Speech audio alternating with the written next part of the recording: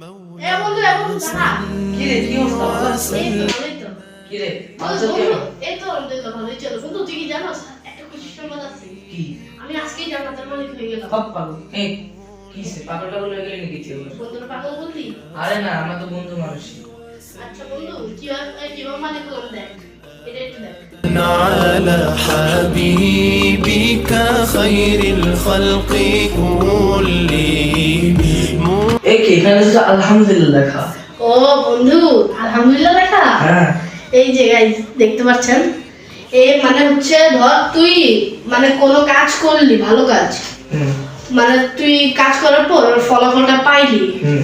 তখন তুই আলহামদুলিল্লাহ যদি বলস, মানে সব ফলাফল পাওয়ার পর যা ভালো হোক বা খারাপ হোক, তুই যদি মানে ফলাফল পাওয়ার পর আলহামদুলিল্লাহ বলস, তাহলে আল্লাহ খুশি হবেন এবং তোর উপর সন্তুষ্ট থাকবেন। এভাবেই তুই জান্নাতের মালিক হতে পারবেন। ও, আমি জানতাম না, তুই অনেক বড় একটা উপকার করলি। আচ্ছা, সো গাইস আপনারা এরকম দেখতে পারেন যে হচ্ছে এই যে আলহামদুলিল্লাহ, আপনারা এরকম ভাবেই হচ্ছে ধরেন আলহামদুলিল্লাহ বলে আপনারা জান্নাতের মালিক হতে পারবেন। আসসালামু আলাইকুম। وسلم دائما أبدا على حبيبك